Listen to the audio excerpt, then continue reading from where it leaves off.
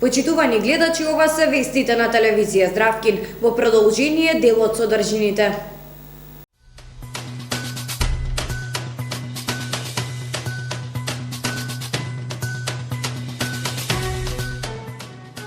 Ке се гради езерце во градскиот парк во Велес.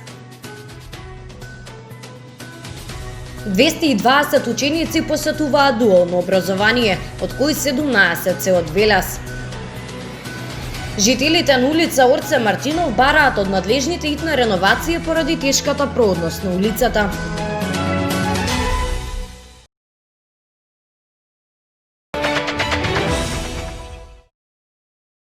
Локалната власт соопшти дека се гради ново езерце во градскиот парк во Велес. Како што велат, паркот ќе биде модерен, езерцето исполнето со природна вода која подоцна се канализира во езерото. Осветлување, корпи за отпадоци и клупи се дел од планот за градежните работи предвидени за ова место. Се очекува да биде многу посетено од страна на граѓаните на Велес. Интензивни градежни работи се одвиваат во градскиот парк во Велес. Како што известува локалната власт, планот е да се направи ново езерце, чие што завршна слика е предвидена да биде готова до 9 ноември, денот на општина Велес. Ќе изградиме ново езерце на вкупна површина од околу 1000 метри квадратни, таму каде што претходно беше малото езерце, некогаш го памтат повозрасните велешани, Црвен капа. Целиот простор ќе биде уреден со клупи, канделабри за осветлување, пешачки патеки како и со корпи за отпадоци.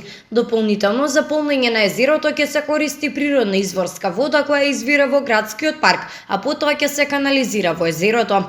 А ќе биде поставен и систем за филтрација на водата, ќе има водоскоци. Јас верувам дека во иднина тој простор ќе биде омилено катче за дечињата. Перспективно планираме таму да направиме и детски забавен парк. Инаку градскиот парк е место посетено многу од страна на граѓаните на Велес. Тоа е место каде што жителите се рекреираат, џогираат или доколку се погодни временските услови, држат тренинзи на отворено согласно ситуацијата со коронавирусот.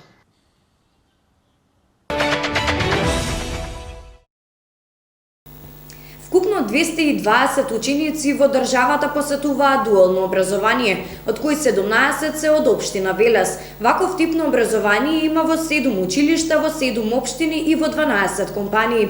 Министерството за образование и наука интензивно работи на регулација на посебен закон за средното стручно образование, меѓу кои ќе биде опфатен и моделот на дуалното образование. При вчерашната посета на Средното стручно училиште Коле Неделковски во Велес, министерката за образование и наука Мила Царовска посочи дека вкупно 220 ученици во државата посетуваат дуално образование, додека 17 ученици се од општина Велес. Овој тип на дуално образование или комбинација помеѓу образование во училница и образование директно на работно место во компанија, навистина дава резултати. Се зголемува бројот на ученици кои што се запишуваат во средните стручни училишта, кои што практикуваат ваков модел на дуално образование. Од друга страна, компаниите се повеќе ја препознаваат потребата да бидат во тесна комуникација со училиштата, за да заеднички вложат во идниот кадар кој што треба да се вработи во нивните компании. Инаку ваков тип на дуално образование се одвива во 7 општини, во 7 училишта и во 12 компании во нашата држава. Министерството за образование и наука интензивно работи на регулација на посебен закон за средно стручно образование кој ќе ги опфати сите модели стручно образование во нашата држава, меѓу кои дуалното образование ќе биде еден од моделите.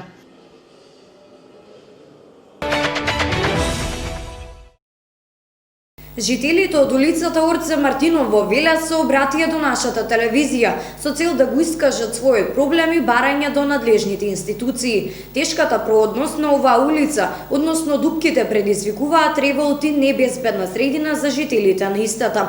Тие бараат од надлежните итна реновација и решавање на овој долгогодишен проблем. Жителите на улицата Орце Мартинов се обратија до нашата редакција со цел надлежните институции да го чујат нивниот глас и да им помогнат за целосна реновација на оваа улица. Проблемот е тешката проодност на истата, односно дупките се оние кои што предизвикуваат тешкоти при движењето на превозните средства на оваа улица. Истата е изградена уште во 1884 година. Потогаш и не е со никаква реновација. На оваа улица се претпоставува дека има највише дупки и тие се најголем проблем во главно за движењето, како и за превозни средства, така и во зимските периоди и за нас. Ние од надлежните институции бараме за тотална реновација на оваа улица, за подобра функционалност. Како што изјавија жителите пред нашата камера, ова опасност е исто така голема, особено во текот на зимните денови кога настапува снегот, невозможно искачување на превозни средства и воопшто пешачењето по оваа угорница. Снегот кој ќе падне, значи тука се намалува функционалноста највише за нас пешаците за движење. Значи тука не може да помине например со камион со сол да се стопи мразот, туку треба ние тука сите да се договориме и рачно да се ги чисти снегот. Така доека не се направи тоа, тука никакво превозно средство не може да достигне до крајната цел. Граѓаните бараат од надлежните институции брза реакција со цел решавање на овој долгогодишен проблем.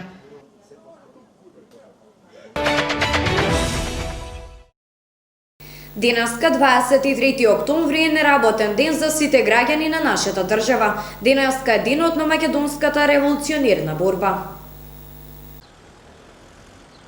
По повод денот на македонската револуционерна борба, денеска 23 октомври е неработен ден за сите граѓани на државата, согласно законот за празници. Празникот се празнува по повод основањето на македонската револуционерна организација во Солун. Имено на 23 октомври 1893 година во куќата на солунскиот книжар Иван Хаджи Николов во Солун се собрале 6 млади мажи за да ги стават основите на тоа кое што ќе стане символ и знаме на борбите на македонците за слобода. Основоположниците биле Христо Татарчев, Даме Груев, Петар Попарсов, Иван Хаджи Николов, Антон Димитриев и Христо Батанчиев. Тие основаат конспиративна група нарекувајќи ја Македонски револуционерен комитет. Организацијата се борела за ослободување на Македонија со сопствени сили без помош од надвор. Формирањето на МРО означало почеток на организирањето Македонско револуционерно движење, кое преку 1903 и Крушевската република, а потоа преку НОП резултира со создавање современа самостојна македонска држава. Во политичка смисла, борбата за автономија значила формирање самостојна држава и затоа 23 октомври символизира континуитет на македонската борба за независност.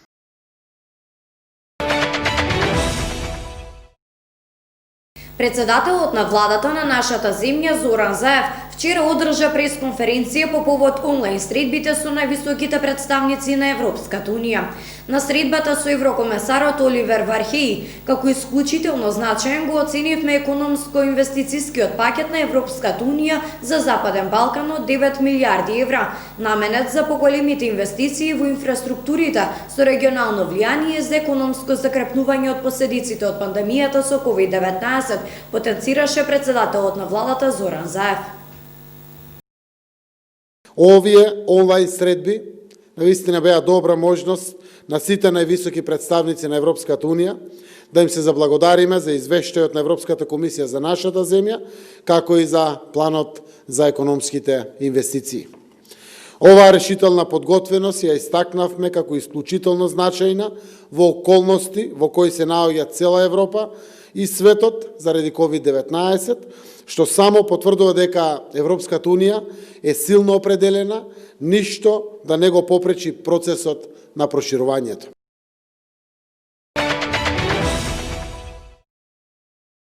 Употребата на така наречената ковалесцентна плазма како потенцијален третман за хоспитализирани пациенти со коронавирусот покажа мала корист. Во последните 24 часа во Хрватска се потврдени 1867 нови случаи на коронавирусот, а бројот на активни случаи е над 8.000. Зголемениот број на инфекции со коронавирусот во Италија може да ја принуди владата да воведе национален полициски час, односно цела блокада.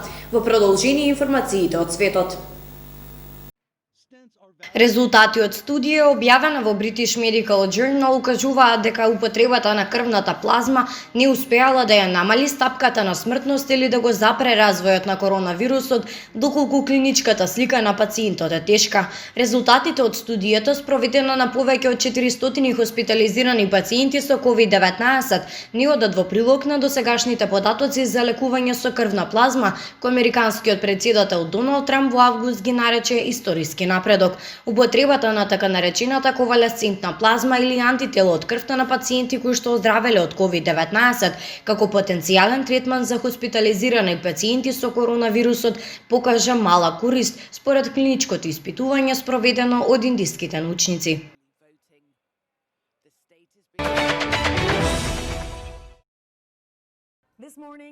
Во последните 24 часа во Хрватска се потврдени 1867 нови случаи на коронавирус, а бројот на активни случаи е 8394. Меѓу нив 716 пациенти се во болница, од кои 49 се на апарати за дишење, починале 7 пациенти. Од 25 февруари 2020 година, кога е регистриран првиот случај во Хрватска, регистрирани се вкупно 31.717 лица заразени со новиот коронавирус, од кои 413 починале, вкупно 22.910 оздравеле, од кои 846 во последните 24 часа. Во моментов има над 25.000 лица во самоизолација.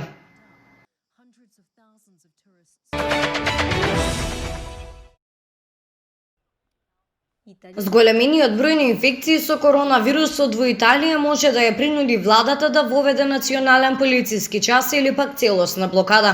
Владата најверојатно ќе воведува ограничување ако смета дека постојните мерки, како што се маски на отворено, немаат доволно ефект да ја запрат пандемијата.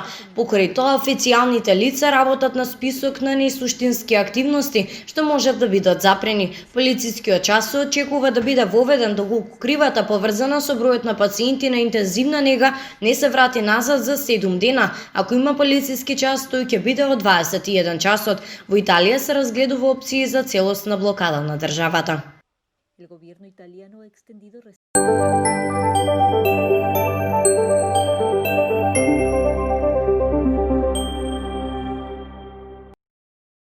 На крајот од овие вести информираме за временската прогноза.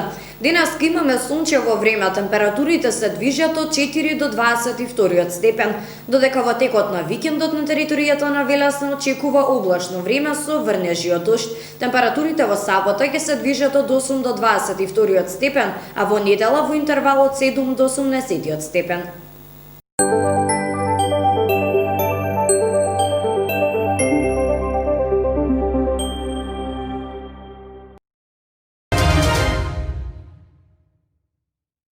Почитувани гледачи, ова беше последната вест од ова информативно издание на вестите. За повеќе информации од Велес, Македонија и светот, следете нашата Facebook страница Телевизија Здравкин и нашиот YouTube канал. Пријатно до понеделник.